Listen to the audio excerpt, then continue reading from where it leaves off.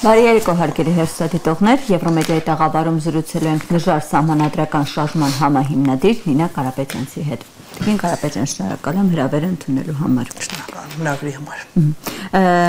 Տիկին Կարապետյան, տպավորություն է ստեղծվում, որ իշխանությունները Նիկոլ Փաշինյանի գլխավորությամբ եկեղեցուց մայրաթոռից, զատ փորձում են մի նոր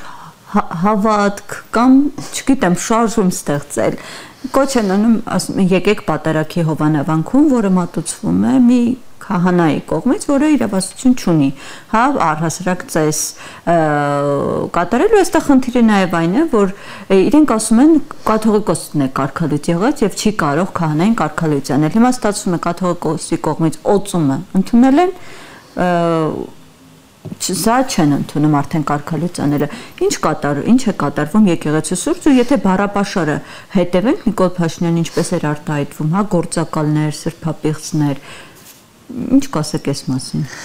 Նիկոլ Փաշինյանը հերթական անգամ գնում է մանիպուլյացիաների ճանապարհով, որովհետև եթե կան սրբապղծության, չգիտեմ, մանկապղծության անգամ հնչել են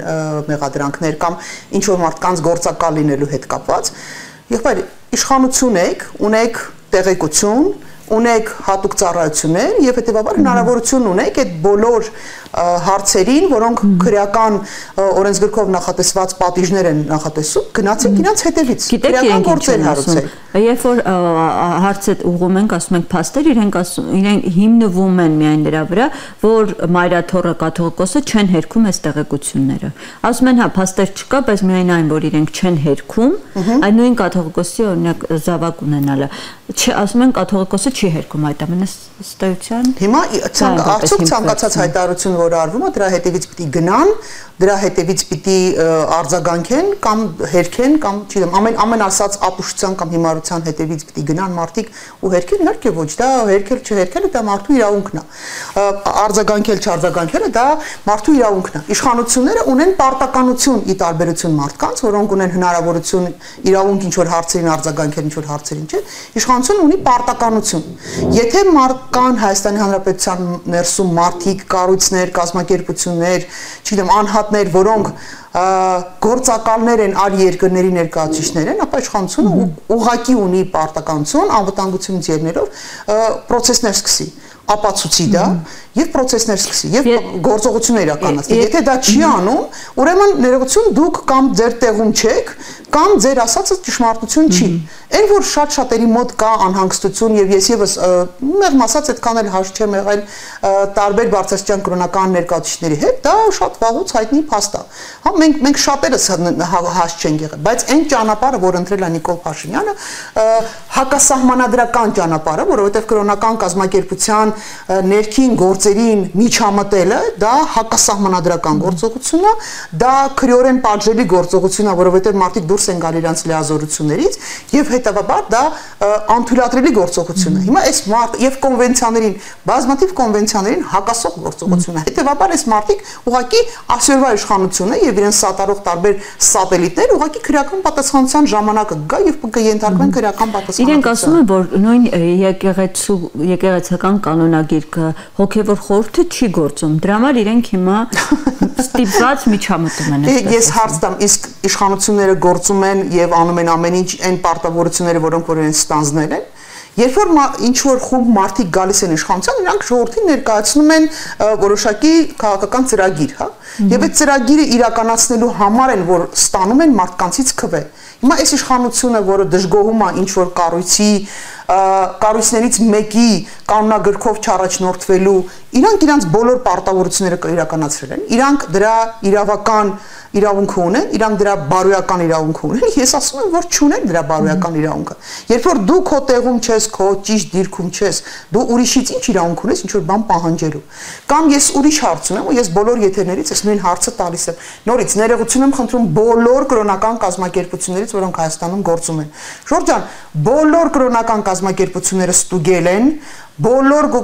կրոնական կազմակերպությունների կանոնագրքերին համապատասխան են այնտեղ գործում, ովքեր որ գործում են։ Այնտեղ հետ շպիոն չկա, դե բոլոր շպիոններին բռնել եք այնտեղի։ Ես այդ նույն հարցը տալիս եմ, եթե միայն հայ առաքելական եկեղեցու դեմ այս տեսակ արշավա տեղի ունենում, սա նշանակում է, որ թիրախավորվել է ոչ թե մեկ անձը, մեկ անհատը, կոնկրետ դեպքում, չգիտեմ, կաթողիկոսը կամ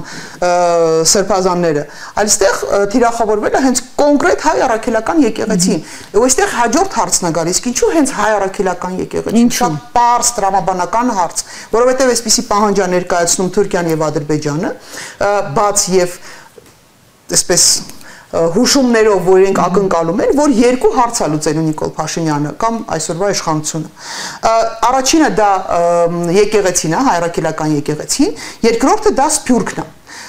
Ու հետևողական պայքար այս երկու ինստիտուցիոնալ կայացած կառույցների դեմ Նիկոլ Փաշինյանի ակնհայտ է դառնում, որ սա մտածված, հաշվարկված կոնկրետ գործողություններ են։ Եթե Ադրբեջանը ունենար այսպիսի կրոնական կազմակերպություն, այսպիսի երկար ժամանակի պատմություն ունեցող, ավանդույթներ ունեցող, լիազորություններ ունեցող, հնարավորություններ ունեցող եւ այսպիսի Սփյուռք, որն այս չափ կայացած է եւ այս չափ ռեսուրսներ ունի, հիմա աշխարհը շուռ է տվել։ Տիկին Կարապետյան, գուցե սա պայմանավորված է իրենց այս 4 հանրապետության տեսլականով, իրենք բաց ասում են, որ իրենք փորձում են նոր, այսպես միջավայր ստեղծել, նոր մտածողություն, փորձում են դուրս գալ, ինչպես իրենք են ասում, հին կաղապարներից իրենց խոսքով։ Դա իրանց համար է կաղապար, մեզ համար դա մեր ինքնությունն է։ Իրեն հայ համարող մարդու համար, անգամ եթե այն մարդիկ, ես շատ մարդկանց հետ եմ շփվել եւ որպես ժամանակին իրավապաշտպան եւ հիմա որպես հանրային հասարակական քաղաքական այդ նաեւ գործիչ, ես հիմա շփվում եմ նաեւ շատ մարդկանց հետ, ովքեր երբեք չեն եղել հայ առաքելական եկեղեցու հետևորդները, բայց անգամ բան են եղել, հա, ագնոստիկներ են եղել, աթեիստներ են եղել։ Այս մարդիկ անգամ վտանգը զգում են, որովհետեւ հայ առաքելական եկեղեցին, հայ ժողովրդի պատմության անբաժանելի մասն է, դուր է գալ ինչ-որ մարդկանց դուր չի գալիս։ Դա այդպես է, սա միակ կառույցն է, որը 1700 տարի ավել, 1700-ից ավել տարվա անքակտելի, չընդհատվող եւ ինստիտուցիոնալ բնույթ ունեցող, ինստիտուցիոնալ հիշողություն ունեցող, պատմական հիշողությունները պահպանող մեր միակ կառույցն է։ Նորից եմ ասում, եթե հանկարծ Ադրբեջանը ունենար այսպիսի Սփյուռք կամ այսպիսի եկեղեցի, պատմությունը ինստիտուցիոնալ որպես եւ ցանցային կառույց, իրանք հիմա աշխարհը շուռ են տվել։ Հենց դա է, որ վտանգ է ներկայացնում դրսի համար եւ հենց դա է պատճառը, որ Նիկոլ Փաշինյանը հետևողականորեն փորձում է կազմակերպել այս բոլոր կառույցները։ 4-րդ հանրապետությունը դա հիմարության գագաթնակետն է։ Պետությունը հարատեվության մեջ է։ Այո, բոլոր պետությունները ունենում են դժվարություններ, բոլոր պետությունները ունենում են անկումներ, անգամ մեծագույն կայսրություն ժամանակին համավոր երկրներ ունեցել են պարտություններ ու շատ ծանր ժամանակներ, բայց դա չի նշանակում, որ պիտի չեղարկես քո պետությունը ու ասես ես գալիս եմ լավ գաղափարներով։ Ու ամենակարևոր հարցը, արդյոք Նիկոլ Փաշինյանը ու իրան շրջապատող այդ սազանդարներն ու պրոպագանդիստները կամ իր թիմակիցները այն գիտելիքի, այն արժեքների կրող մարդիկ են կամ այն բարոյական նորմերի կրող մարդիկ են, որոնք պիտի մեր հասարակությունը ինչ որ նոր բան բերեն։ Հաստատապես ոչ։ Այս այն մարդիկ են, որը տարական հարցը, հա, խոսքին տեր կանգնելը, խոստում տալը ու խոստումի հետևից գնալը, չգիտեմ, պատասխանատվություն ձեր վրա վերցնելը զերո բան ունի, հա, այս մարդկանց մոտ, հայկականության հետ կապ ունենալը, մարդը գնացել կանգնել են Օհանավանքում ներողություն, բանում, հակառակ ձեռով խաչակնքվում է, ու ասում է ես հայ առաքելական եկեղեցու հետևորդ եմ ու ես ինձ իրավունք եմ վերապահում, կամ ստեղ տեսեք քահանային, որը դաջվածքներով շատ դաջված ու ինչպես երևաց, նաև իշխող թիմի անդամ է եղել, միջոցառումների միասնակցել։ Դե ինչ ասեմ, այս մարդիկ ընդհանրապես կապ չունեն։ Տեսեք, մեզ կարող է շատ բան դուրս չգալ։ Եվ այսօրվա Հայաստանի եւ երեկվա Հայաստանի մեջ եւ հայ առաքելական եկեղեցի ներսում տիրող իրադարձությունների դեպքերի հետ կապված, անհետների հետ կապված հարցեր կան, որոնք կարող են եւ դուրս չգալ եւ դուրս չեն գալի շատերի։ Բայց գնալ այդ կառույցները կազմակերպելու, այդ երևույթները կազմակերպելու, կներեք դուք ով եք, որ եկել եք այդ ճանապարհով։ Իդեպ եթե մենք հետևենք այդ Կիրակի օրը Հովանավանքում Նախ միանշանակ է, որ ոչ բոլոր, հա, իշխանական թևից շատերը տարբեր պատճառաբանություններով չեն եկել, մի մասն էլ եկել էին, բայց չեն ցանկացել անգամ ներս մտնել, այդպես դրսում կարծես ներկայություն էին ապահովել, սա ինչի մասն է խոսում։ Ու առհասարակ, եթե հետևենք նաև քահանաներից շատերն էլ, հա, շատ քչերն են, որ միանում են այս արշավանքին, Տիկին Կարապետյանց, ուշ են հայտարարություններում։ Ես գիտեմ, որ կա ներսում դժգոհություն, դա կան մարդիկ ներսում հոգեորականներ, որոնք իսկապես դժգոհ են ստեղծված իրավիճակից, բայց ամենայն հավանականությամբ իրանք իսկապես հավատում են Աստծուն եւ իսկապես հավատում են, որ հայ առաքելական եկեղեցին ունի իր յուրահատուկ դերն ու դերակատարումը։ Այլապես, գիտեք, այն ինչ որ ժամանակավոր է, այն ինչ որ էական չի, այն ինչ որ ձևական է ու իր հիմքում չունի արժեք, դա շատ շուտ վերանում է։ Եթե ինչ որ մի կառույց 1700 տարուց ավել գործում է անդադար, սա նշանակում է, որ այս եկեղեցին որոշակի արժեք է ներկայացնում իրանց եւ որոշակի, ինչ ասեմ, կարեւորություն ունի։ Եվ հետեւաբար երևի թե, չգիտեմ, Աստծուց են վախեցել, ամեն դեպքում եկեղեցին են կարևորել, բայց իսկապես շատ մարդիկ, որոնք ժամանակին տարբեր միջոցառումների, գիտեք, են ֆեստերին անպայման գնում են, մասնակցում են, տեն շատ բուրըն եւ իրենց նկարներն են տարածում, այստեղ ուղղակի չեն եկել։ Ես հույս ունեմ, որ այս մարդկանց մեջ այսքան մարդկություն է մնացել, այսքան մի 0.000.1 հայկականություն է մնացել եւ քրիստոնեություն է մնացել եւ սրանք հասկանում են, որ պիտի հասկանան, եթե մինչեւ այս բանը չեն հասկացել, որ այս տեսակ գործողություններին ուղղակի ներում չկա։ Պետականության կազմաքանդման process-ին չափ ու սահման կա։ Իսկ քահանաների մասով սա ինչի մասին է խոսում։ Դե ամեն դեպքում ինձ թվում է այ քահանաները մի քիչ ավելի շատ երևի կհավատան Աստծուն, քան քաղաքացիական կյանքով ապրող մարդիկ եւ հետեւաբար այ իրանք էլ են ենթադրում եմ։ Չեմ կարող իրենց փոխարեն պատասխանել, բայց կարծում եմ այնուամենայնիվ մեջները գիտակցություն կա, որ չի կարելի կազմաքանդել այն, ինչ 1700 տարուց ավել պատմություն ունի։ Տիկին Կարապետյան, այս դեպքում եթե մենք ակնհայտ է, հա, որ այս գործընթացներում ընդդեմ եկեղեցու, թե հանրության մոտ, թե առհասարակ այդպես մեջ խանդավառություն չկա, բայց իշխանությունները, հենց Նիկոլ Փաշինյանն էլ իրենք ասում են, որ իրենք գործում են ժողովրդի անունից, ժողովուրդը կաթողիկոսին չի վստահում ու եկել են այդ առաքելությունը կատարելու ու դրա համար են ուզում հեռացնել։ Այսինքն ժողովրդի անունից են գործում։ Դե իրանք ինքը բոլոր հանցագործությունները տեղի են ունենում ժողովրդի անունից։ Ժողովրդի անունից ամեն անգամ, եթե հիշեք, ասում էր, որ մենք մոտավորապես 600,000 ձայն ենք ստացել եւ այդ 600,000-ի անունից ենք մենք գործում։ Այնինչ այդ 600,000-ից ճնշող մեծամասնություն իրանց ձայն չէր տվել այն ամենի համար, ինչ որ իրանք հիմա իրականացնում են։ Ուղիղ հակառակ տեքստերն ենք լսել։ Ընտրություններին ընդառաջ իրանք պատմում էին Հադրութի, Շուշիի մասին, իրանք պատմում էին Բերձորի ճանապարհը պահպանելու մասին, մեր կապերի մասին, չգիտեմ, հիշեք ինչեր են, էլ հազարով մի պատմություն են պատմել այնտեղից, բայց արեցին ուղիղ հակառակը։ Հետևաբար իրենք ես այն ժամանակ եմ ասել, որ այս մարդիկ լեգիտիմություն չունեն, որովհետև ընտրվելու պահին ձայներ հավաքած մարդը, այո, այդ պահին ինքը ունի լեգիտիմություն, ինքը ստացել է այդ քվեները, բայց այն պահից, երբ որ ինքը դադարում է իրականացնել իր տված խոստումները, այն ինչով ինքը գալիս էր ընտրության, կներեք, ասում այդ մարդու լեգիտիմությունը նախ 0 է, փաստացի 0 է, իսկ այն 10-15 ինչ որ տեղերով 20%-ը, որ մեկ-մեկ ցույց են տալիս սոցիոլոգիական հարցումների արդյունքում, այդ են մարդիկ են, ովքեր սենց տենեց, կամ հմեկ նայողներն են, նրանք ովքեր մենակ հմեկ են նայում, կամ են մարդիկ են, ովքեր ինչ որ չափով հետաքրքրություն ունեն Նիկոլ Փաշինյանի վերարտադրման հարցում, հա, ինչու բարեկամ ունեն, որը պաշտոն ունի, այդ պաշտոն ունեցող բարեկամի հաշվին իրանք տենդերներ են շահում իրանք գյուղերում, այս այդ մասսան է, մնացածը շատ արդեն տարբեր էլի սոցիոլոգիական հարցումներով մոտավորապես 57-60-ից մինչև 80% մարդիկ ուղղակի ֆիզիկապես տեսնել չեն ուզում, ոչ նախկիններին, ոչ ներկաներին, ու սա անընդհատ կրկնվող process է, այնպես չի, որ ինչ որ իրադարձություն տեղի ունեցավ, ու այդ սոցիոլոգիական հարցումը դա է ցույց տալի։ Ես վերջերս նայել եմ 23-24-25 թվականների սոցիոլոգիական հարցումները եւ հա կա փոփոխություն, ինչ որ շարժ կա, բայց մեծ մասամբ այո հասարակությունը պատրաստ է մերժել եւ նախկինների, ինչպես որ նախկիներին մերժեց, նույնչափ մերժելի է այս իշխանությունը։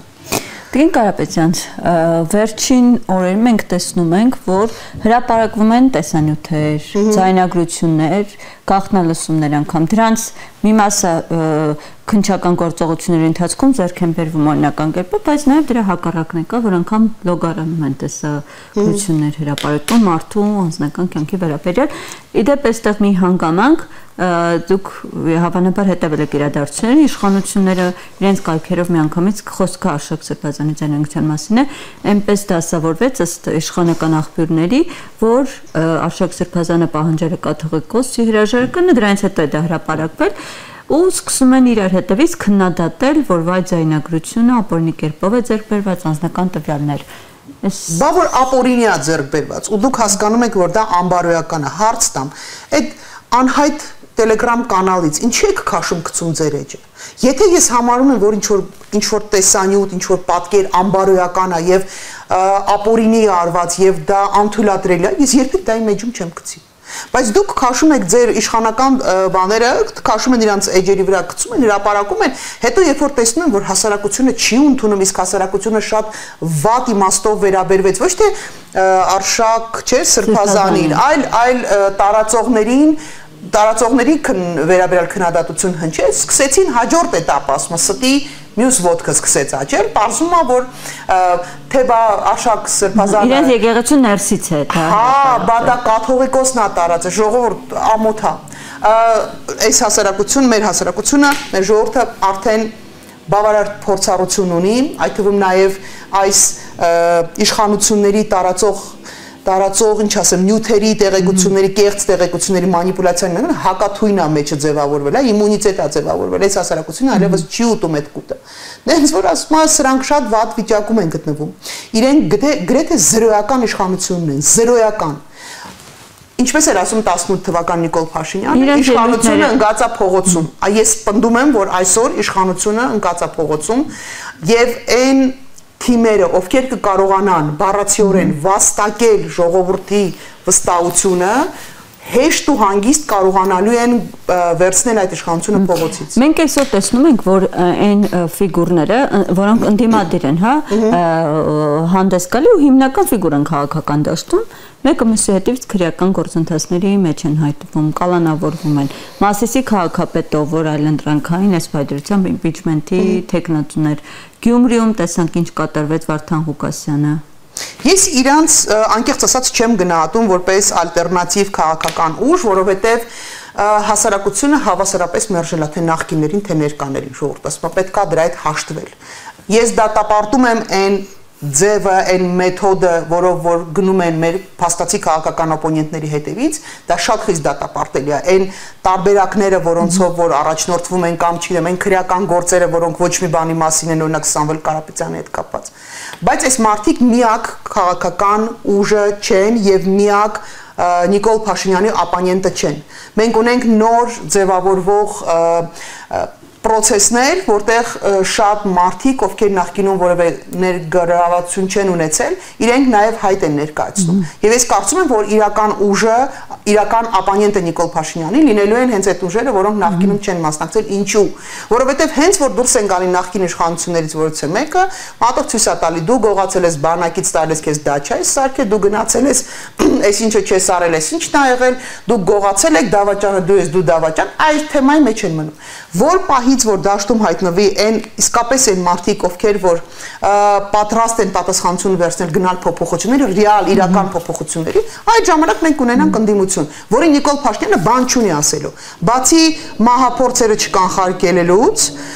բացի կեղծ քրեական գործեր հարուցելուց, ուրիշ գործիքակազմ չունենալու, ինչ պիտի ասի։ Օրինակ մեր ուժին ինքը ինչ պիտի ասի, ինչ են կարել, բանակն ենք թալանել, ինչ են կարել։ Պիտի ասի, որ իրանց այդ թվում նա իր թիմակիցների հետևից երբ որ տանում են քաղմաս վազելով գնում են գիշեր ցերեկ հետները աշխատում ենք։ Ինչ պիտի ասի, երբ որ իրանց բռնության են ենթարկում, մեր հետևից ավելի շատ բան կար, հա, գաղտնալսում կար, քան իրանց հետևից։ Ինչը պիտի օրինակ ասի։ Բան չունի ասելու այս մարդը, բացի նվիրված աշխատանքից, որը ելի է պետության ու նաև իրանց իրավունքների վերականգնման համար է եղել։ Այնպես որ իրական հակառակ քաղաքական գաղափար ունեցող միտք ունեցող թիմերը դեռ այդքան տեսանելի չեն, բայց դեռ ժամանակ կա, ես կարծում եմ կհասցնի։ Դա քաղաքական process-ն է, Տիկին Կարապետյան, ես ավելի շատ իրավական առումով կուզեի, որքանով են այս իրավաչափ ու բացի սա, օրինակ մենք տեսանք, որ կոնկրետ Գյումրիում միայն քաղաքապետով չսահմանափակվեցին, եթե չեմ սխալվում, 40-ից ավել անձին կան, ովքեր պարզապես այնտեղ մասնակցել են այդ պահին ի պաշտպանություն Վարդան Ղուկասյանի ակցիայի, նախ այդ այս իրավիճակը ու լռությունը, հա, իրավական համակարգի, օրինակ շատ դեպքերում, երբ որ հարց է ուղղում իշխանության ներկայացուցիչների նախարարներին, ասում են չենք տեսել։ Նույն իրավապաշտպանները, օրինակ Գյումրիում գիտենք հայտնի իրավապաշտպան Լևոն Բարսեղյանը, որը միշտ ակտիվ է, բայց Գյումրիի դեպքերով լռում է, սա ինչպես կբացատրեք այս լռությունը նրանց։ Դե կոնկրետ մարդկանց փոխարեն կդժվարանան պատասխանել, բայց ցավալիորեն այո, մենք ունենք իրավիճակ, որտեղ ակնհայտ հանցավոր գործողությունների պարագայում մենք ունեցել ենք քաղաքասարակության տարբեր ներկայացուցիչների տոտալ լռություն կամ հակառակ տեսակետ։ Օրինակ հունիսի թե հուլիսի 12-ի դեպքերը, երբ ուժ կիրառեցին ցուցարարների նկատմամբ, լրագրողների նկատմամբ ու այդ նույն process-ի այդ ծեծի ջարդի ժամանակ վարչապետը թիվ 1 ամբիոնից ասում էր լավ են արևոստիկանները, իրանք տերորիստական ինչ-որ գործողություն են կանխել, այլ ոչ process-ա տեղի ունեցել, ոչ քննություն ա տեղի ունեցել, ոչ տերորիստական ակտ պիտի տեղի ունենար, թե բա հոկտեմբերի 27 են կանխել, այդ իրա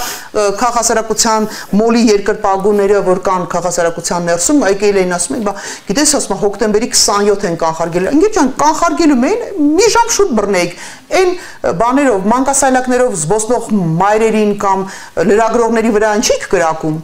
ոչ մի անգամ այդպիսի բան չի եղել, բայց արի ուտես գտնվեցին մարդիկ, որոնք սկսեցին արդարացնել, որովհետև քաղաքասարակության մի մասը, ես սա արդեն շատ երկար ժամանակ եմ ասում ու դա բավականին լուրջ այսպես դիմադրության է հանդիպում, բայց ես կարծում եմ, որ ինչ որ պահ եկավ ու ես համարում եմ, որ անբարոյական կլիներ լռել այն իրավիճակի մասին, որը մենք ունենք քաղաքասարակության ներսում ու արդեն մի քանի տարի ես դրա մասին խոսում եմ, որ քաղաքասարակության ներսում կա շատ լուրջ պառակտում, որովհետև կան մարդիկ, ովքեր բառացիորեն իրականացնում են պրոպագանդիստի դերակատար են վերցրել, այսինքն արդարացնում են Նիկոլ Փաշինյանի բոլոր գործողությունները, մի մասը կա, որ մեկ քննադատություն է հնչեցնում, բայց երբ որ գնում են փակ հանդիպումների, այդ թվում միջազգային գործընկերների հետ գովաբանում են մի այլ կարգի, մի այլ տեսակի ու իրական հանրային քննադատություն հնչեցնողների մասին էլ ասում են, որ սրանք մարգինալ են, սրանք փոքր խումբ են, սրանք դժգոհ են, որ իրանց պաշտոն չեն տվել։ Այսինքն մարդկանց պատկերացումը կյանքում այդ մի գիծն է, էլի, եթե պաշտոն տվել են, ուրեմն լավ է, եթե պաշտոն չեն տվել, վատ է։ Մարդիկ իմիջիալոց մյուս պատճառ ասեմ, բազմաթիվ մարդիկ ներգրավված են, օրինակ տարբեր հանձնաժողովների անդամներ են, որոնք նաև վճարովի ծառայություններ են, փորձագետներ որպես վճարովի ծառայ։ Դրա մեջ ոչ մի վատ բան չկա։ Դու որպես փորձագետ ներգրավում ես ինչ-որ process-ի մեջ եւ իրականացնում ես աջակցություն, օգնում ես, բայց դա իհարկե կաշկանդում է։ Իսկ եթե այդ հանձնաժողովը ամիսներ շարունակ չի աշխատում, գործունեություն չի իրականացնում, իսկ դու վարձատրվում ես, իսկ միգուցե դա քո լռության կամ քո ջատագովելու գրավականն է, կամ հետաքրքրությունն է, մի խոսքով կամ բազմաթիվ, բայց բոլորը չեն։ Ես էլի պիտի ասեմ, որ քաղաքասարակության ներսում բոլորը չեն, որ այդպիսի վարքագիծ ունեն, կան մարդիկ, ովքեր ճիշտ է իրանք շատ քիչ են, որոնք չեն վարանում, իրենք խոսում են, իրենք պայքարում են, իրենք փորձում են ծածկել դաշտը, բայց իհարկե ուժերը անհավասար են, որովհետև գիտեք, խոսացող մարդիկ բոլոր եթերներից այդ խոսացող գլուխները վազում են, գնում են բոլոր տեղերից խոսում են, բոլոր տեղերից հատկապես հանրային հեռուստաընկերության այսպես սպասված հյուրն են, տպավորությունն է, որ այդ մարդիկ քաղաքասարակության միակ ներկայացուցիչներն են ու աբանիմենտ են շահել կամ չգիտեմ, մշտական տոմս են շահել ու իրանք միշտ բոլոր քննարկումների ժամանակ գալիս են որպես այսպես քաղաքասարակության ներկայացուցիչներ, բայց ակնհայտ է, չէ՞ որ մարդիկ Նիկոլ Փաշինյանի բառացիորեն պրոպագանդիստներն ու սազանդարներն են։ Մի խոսքով խնդիրները շատ են, բայց ես կարծում եմ, որ մեր հասարակությունը այս ընթացքում կոփվել է, հասկացել է, գնահատականը շատ լավ տվել է, մնում է միայն կարողանալ նորից այդ նոր ձևավորվող թիմերին իսկապես ճիշտ առաջարկ անել ժողովրդին, վաստակել այդ վստահությունը։ Եվ վերջում Տիկին Կարապետյան կցանկանամ խոսենք, թե ընտրություններին ընդառաջ ինչ զարգացումներ են հնարավոր, որտեղ տեսնում ենք, որ որքան ժամկետը մոտենում է, այդքան մյուս կողմից թեժանում են, նոր ձայնագրություններ են ի հայտ գալիս, նոր կալանավորումներ, իրավական գործընթաց, այս առումով ինչ զարգացումներ հնարավոր կլինեն։ Ինչ մտքներով անցնում է, ինչ ձեր մտքով կանցնի, Դրան գումարեք այն ինչ որ ձեր մտքով չի կարող անցնել Եվ իմացեք, որ այս ամեն ինչին դուք ականատես եք լինելու։ Ամեն գործիք, ամեն հնարավորություն, որը հնարավոր կլինի, հնարավորություն կտա Նիկոլ Փաշինյանին վերարտադրվել, մենք տեսնելու ենք ամեն քայլափոխին եւ բոլորի վերաբերյալ։ Սա է պատճառը, որ շատ-շատերը խուսափում են process-ի մեջ մտնել։ Օրինակ, հարց չի ծագում, ինչի 2016 թվականին հարուցված քրեական գործով, օրինակ Անդրեաս Ղուկասյանի վերաբերյալ գործը մինչև հիմա կարճված չի։ Նայեք, ինչ կան անցել, համարյա 10 տարի է հեսա լռանում։ Չեն կարճել, ինչի չեն կարճում օրինակ։ Իսկ գուցե չեն կարճում, որպեսզի պարոն Անդրեաս Ղուկասյանը հնարավորություն չունենա process-ներին մասնակցելու։ Իսկ ինչի օրինակ Դավիթ Սանասարյանի գործը այսքան ձգձգեցին, որ ինչ լինի, իսկ միգուցե Դավիթը պիտի չմասնակցի process-ներին կամ մահակի նման կախված լինի այդ քրեական գործը, որ հանգարց մի տեղից որոշեն, որ պիտի փակեն։ Քրեական գործեր, բռնություններ, ճնշումներ, տեսանյութերի տարածումներ, ձայնագրությունների տարածումներ, այդ ձայնագրությունների մեջ մի բացառիկ, որ կարող են լինել նաև հիմա արդեն կա մեկ այլ գործիք, արհեստական բանականություն կոչվող, որը կիրառում են դրանք։ Կարող են կիրառել, որովհետև ձայնի տեսակետից հիմա մինչ այս հրապարակված տեսանյութերում չեմ կարող ասել։ Օրինակ Արշակ Սրբազանի հետ կապված Ես Ռուբենի Մելիքյան փաստաբան լսեցի ու Ռուբեն պնդում էր, որ դա կարող է գեներացված լինի արհեստական բանություն, ես մասնագետ չեմ կարող ասել, բայց ամեն ինչ կարելի է այլևս սպասել։ Տեսեք, եթե տեսանյութը տարածում են, մեծ թվով մարդիկ կնայեն, թե հետո կհերքեն, չեն հերքի, դա արդեն այդքան էական չէ, որտեղ հետևանքը լինելու է այնքան ծանր, որ տպավորությունը լինելու է այնպես ծանր, որ ինչքան լուզում ես հերքի, արդեն անիմաստ է լինելու։ Կալանավորումներ, ձերբակալումներ, քրեական գործեր, ինչ եք ասում, պատահական վթարներ, բաներ, բտավոյ կենցաղային հողի վրա բռնություններ, դանակահարումներ, չգիտեմ, վրաերթեր, սպանությունների չկանխարգելումներ, հա, ամեն ինչ իմ ձեր մտքով կարա անցնի եւ չանցնի, այդ ամեն ինչը սպասեք եթերում։ Բայց ամենակարևորը, որ ստեղ չի կարելի վախենալ, որովհետև իրանք արդեն չկան։ Նիկոլ Փաշինյանը այլևս չկա որպես քաղաքական գործիչ։ Ինքը մնում ամենակ նրա հաշվին, որ ինքը ունի որոշակի լծակներ։ Ինքը ունի մեր այս կառավարման այս մոդելը թույլ է տալիս գալ զավթել ամբողջ իշխանությունը H1-ից մինչև գլխավոր դատախազություն։ Դատարաններից մինչև քրեակատարողական հիմնարկներ։ Տեսա, չգիտեմ, ֆինանսական ինչ-որ հոսքերից մինչև, չգիտեմ, ամեն ինչ։ Հետևաբար այս մարդիկ պիտի փորձեն վերարտադրվել, մենք պիտի դիմադրենք։ Եթե այդ գործիքակազմը իր ձեռքում չլինի, ինքը ընդհանրապես իրենց այլևս ոչ մի բան չի ներկայացնում։ Մեր հասարակությունը իրան արդեն մերժել է։ Մերժել են օհանավանք չգնալով, մերժել են Երևանի քաղաքապետընտրությունների ժամանակ, մերժել են, անընդհատ մերժում են այս մարդուն։ Հետևաբար ստեղ մի կարևոր հարց կա։ Մեր լուծվում է այս պահին դրված է սեղանին կամ չգիտեմ նժարին դրված է մեր պետականություն լինել չլինելը ու այս մարդկանց օտարի խոստումներ, տված խոստումները։ Մենք պիտի հաղթենք, մենք ուրիշ տարբերակ չունենք։ Ես ամեն անգամ նորից պիտի ներողություն խնդրեմ Եռաբլրում իրենց զավակներին հողարկված մարդկանցից, բայց ես այդ օրինակը պիտի բերեմ։ Մի հատ տեսեք ինչ գին են վճարել այդ երեխեքը ու ինչ ենք անում մենք։ Արդյոք մենք բավարար գործողություններ ենք անում, որպեսզի իրենց զոհաբերությունը կարողանանք ճիշտ կապիտալիզացնենք ու այն հանուն ինչի իրանք զոհվել են, մենք ճիշտ ուղու վրա դնենք ու առավելագույն արդյունավետությամբ օգտագործենք։ Մենք պարտավոր ենք դա անել, մենք այլ ընտրանք չունենք։ Այնպես որ շատ դժվար է լինելու, սա շատ ծանր կռիվ ու պայքար է լինելու, բայց մենք ոչ պարտվելու, ոչ հուսահատվելու, ոչ հիասթափվելու, ոչ իրավունք ունենք, ոչ էլ հնարավորություն ունենք։ Սա մեր պատասխանը պիտի լինի մեր նախորդ սերունդների տված կռվին, մեր ներկայիս երիտասարդների կրված այդ պատերազմին մասնակցությունից մինչև մեր ապագա սերունդների առաջ այդ պատասխանատվությունը, այսենց մեծ բանով, ռակուրսով մենք պիտի պատասխան տանք։ Մենք այս սերունդը, ներկայիս գործող սերունդը, այո, մենք բոլորս յուրաքանչյուրս պարտավոր ենք սրա արձագանքը տալ։ Ձեզ շնորհակալ եմ Տիկին Կարապետյան զրույցի համար։ Հարգելի հեռուստադիտողներ, ես հիշեցնեմ, որ զրուցում ենք նժար սահմանադրական շարժման համահիմնադիր Նինա Կարապետյանցի հետ։ Շնորհակալ եմ հետևելու համար, կհանդիպենք։